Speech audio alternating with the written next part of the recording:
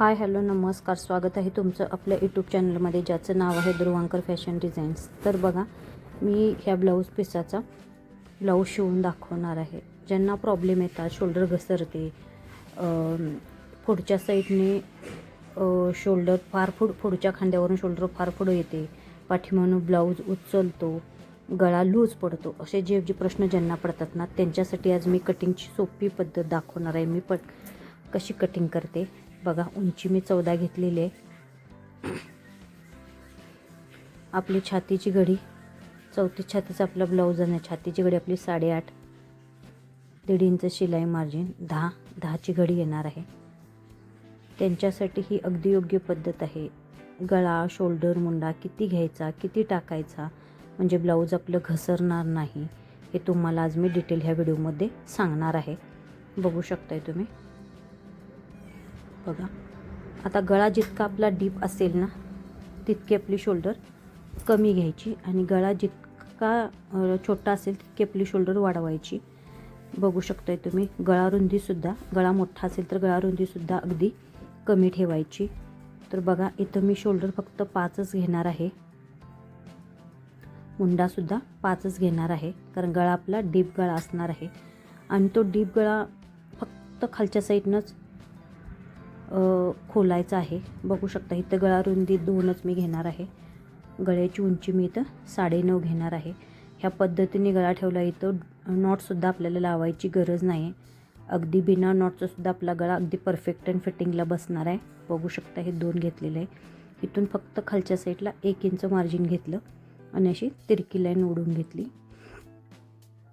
बघू शकताय. आणि इथून आत मागच्या मुंड्याला 1.5 इंचावरती किंवा 1 इंचावरती मार्किंग करून मुंड्याला मी आकार देऊन घेणार आहे. बघू शकता, अशा पद्धतीने. गळ्याला फक्त खालच्या बाजूने अशा पद्धतीने आकार देणार आहे. वरती आहे असाच ठेवणार आहे. म्हणजे काय होईल ना, आपला शोल्डरमध्ये अजिबात गळा घसरणार नाही आणि फक्त खालच्या साईडने पसरेल, डीप होईल. अगदी परफेक्ट अशी ही कटिंग करण्याची पद्धत आहे. ही माझी पद्धत. ह्या पद्धतीने तुम्ही कटिंग केला तर तुमचे शोल्डर घसरणार नाही. ब्लाऊजची शोल्डर पुढं काय येते, आपली खांद्यावरची जी शोल्डर असते ती पुढच्या साईडनं खाली काय येते, तर त्याच्यासाठी मागच्या उंचीपेक्षा पुढची उंची अर्धा इंचाने जास्त ठेवायची, म्हणजे अजिबात आपल्या पुढचं खांद्यावरून ब्लाऊज खाली घसरत नाही. ह्या पद्धतीने गळा केल्यानंतर गळा पाठीत अगदी परफेक्ट फिटिंगला बसतो आणि गळा आपली शोल्डर उतरत नाही, गळासुद्धा लूज पडत नाही. बघा, हा आपला बॅक पार्ट काढलेला आहे. बाहीची ही बघा, बाही अशी मी 4 पदरी घडी घालून घेतलेली. मी जितका कपडा आहे तितकी कपडी बाही ठेवलेली आहे. तुम्ही छातीचा 4था भाग आपली बाहीची घडी ठेवला तरीही चालेल. बघू शकता आपली बाही किती आहे. इथं मी 10 घेतलेली आहे. बाही आपली शिवून 9 तयार होणार आहे. बघू शकताय तुम्ही. ओपन बाजू करून वरच्या साईडने खालच्या साईडला असं 2.25 इंचवरती एक मी टिकमार केली. त्या टिकमारपासून अशी तिरकी लाईन ओढून घेतली. ह्या तिरक्या लाईनपासून बरोबर मध्य सेंटरला मी एक टिकमार करून घेतली मध्य सेंटरवरती. आणि त्या मध्य सेंटरच्या वरती अर्धा इंच आणि खाली अर्धा इंच अशी टिकमार करून घेतली. आणि बाहीला आकार देऊन घ्यायचा. जितका आपला दंडगेर आहे प्लस दंडगेर घेऊन 1.5 इंच शिलाई मार्जिन घ्यायचं. आणि ही आपली फिटिंगची लाईन, ही आपली मार्जिनची लाईन मारून घेतली. बघा, आता बाहीला आकार बघा, असं थोडंसं वक्र गोल आकार करत जे मार्किंग केले त्यातून परत खाली, परत हा असा पुढचा आकार, मागचा पुढचा, असं दोन्ही आकार मी बाहीला देऊन घेतलेले आहेत. बघू शकता, अगोदर जो मागचा आकार आहे त्यातून आपल्याला बाही कटिंग करून घ्यायची आहे. आता 2 भाग फक्त उचलायचे आणि पुढच्या बाहीला आकार देऊन घ्यायचा. बघू शकता, खूप सोप्या पद्धतीने मी बाहीचं कटिंग तुम्हाला करून दाखवलेलं आहे. बघू शकताय तुम्ही. आता हे आपलं ओपन केलं आणि बघा, कुठं कसं ॲडजस्ट होतं हे बघत आपल्याला व्यवस्थित असं हाट साईडचा पार्ट ठेवून घ्यायचा आहे. फक्त साईडचा पार्ट आणि कटोरी हे 2च पार्ट मी पेपर पॅटर्न नेहमी काढते. बाकी सगळं ब्लाऊज पिसावर अस्तरवरती कटिंग करून घेते. बघा, असा मी व्यवस्थित फायनली पार्ट ठेवून घेणार आहे. जसं मार्किंग केलेलं आहे तसं मार्किंग करणार आहे. माझ्या पद्धतीने ब्लाऊज कटिंग केला तर ते तुम्हाला ब्लाऊज संदर्भात जे प्रॉब्लेम होतात ते अजिबात प्रॉब्लेम येणार नाहीत. अशा पद्धतीने कटिंग करा. काहीही प्रॉब्लेम आहे, कितीही गळा असू दे. आणि एक फॉर्म्युला मात्र लक्षात ठेवायचा, जितका गळा छोटा तितकी शोल्डर मोठी, तितकी गळा रुंदी जास्त. जितका गळा मोठा तितकी शोल्डर कमी, तितकी गळारुंदी कमी. हे 2 फॉर्म्युले नेहमी लक्षात ठेवायचे, म्हणजे आपली शोल्डर वगैरे काहीही घसरत वगैरे नाही. आहे तसा पॅटर्न मी ड्रॉ केला. बघा इथं 3 इंचावरती मी मार्किंग करून अशी एक स्ट्रेट लाईन मारून घेतलेली आहे. इकडून 3 इंचावरती एक टिक मार्क केली. इकडून बघा बरोबर छाती किती आहे आपली 10ची 10वरती एक टिक मार्क करून घेतली. बघा आता इथून इकडं 3.5 इंचावरती टिक मार्क केली. बघा 3पासून बरोबर मध्य सेंटर पण स्ट्रेट लाईन मारायची आहे.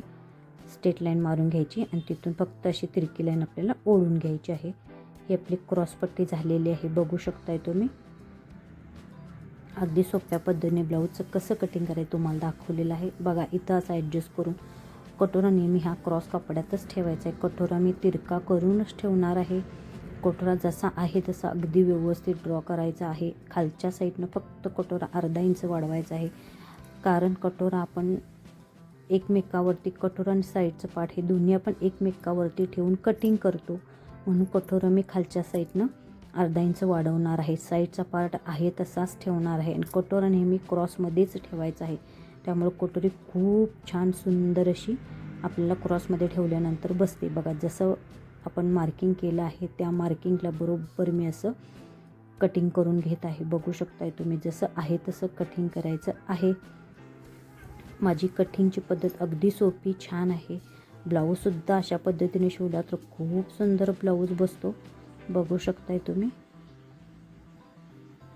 असेच माझे व्हिडिओ बघण्यासाठी आपल्या चॅनलला सबस्क्राईब करा आणि तुम्हाला नवीन कोणत्या गोष्टीचं किंवा कोणत्या पॅटर्नचं कटिंग हवं असेल तर मला कमेंट करून सांगा.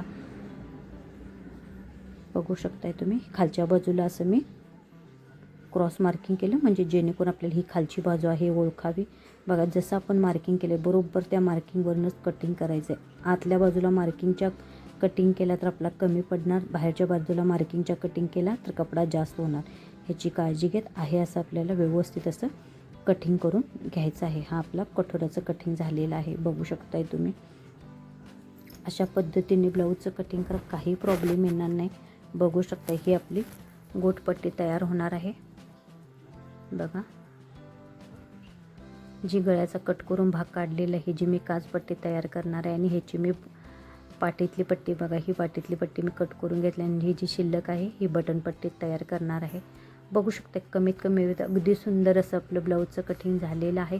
आता हे मेन फॅब्रिक आहे, व्यवस्थित आपली डिझाईन जशी आहे तशी व्यवस्थित बघून आपल्याला कटिंग करायचं आहे. मेन प्रॉब्लेम हा डिझाईनचा आहे, डिझाईननुसार आपल्याला ब्लाऊज ठेवायचा आहे. बघा नेहमी मी काठाकडच्या बाजूला पाठीचा खालचा भाग ठेवते, पण ह्या वेळेला मी असा ठेवलेला आहे, कारण का ही आपली पानाची डिझाईन आहे. ती पानं छोटी असल्यामुळे त्याची तोंडं वरती आहेत, त्यामुळे आपला भाग असा ठेवण्यात आलेला आहे. डिझाईननुसार आपल्याला ब्लाऊजचं पूर्ण पॅटर्न ठेवून घ्यायचं आहे. बघू शकताय तुम्ही, इथं आता मी खालच्या बाजूला बाही ठेवून घेणार आहे. बघा ही अशी बाही ठेवायची आहे. माझ्या पद्धतीने ब्लाऊजची कटिंग केलं तर तुम्हाला काहीच प्रॉब्लेम येणार नाही, अगदी सोपी पद्धत आहे. बघा हा भागसुद्धा मी असा ठेवणार आहे, बघू शकताय तुम्ही. का तर आपली डिझाईन मग उलटी होईल, एक भाग उलटा एक भाग सवचा होईल अशी म्हणून मी बघा ठेवून घेते. आणि इथं आपल्याला कटोरा ठेवून घ्यायचा आहे, बघू शकताय.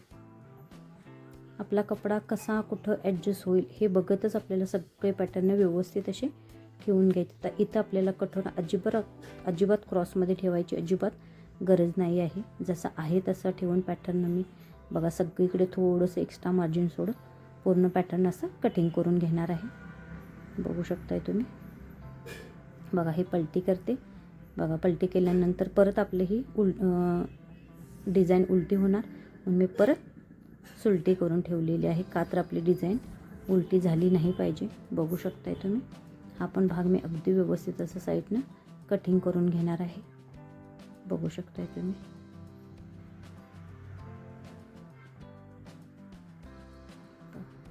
सगळं व्यवस्थित जसं आहे तसं व्यवस्थित पॅटर्न आपल्याला कटिंग करून घ्यायचं आहे.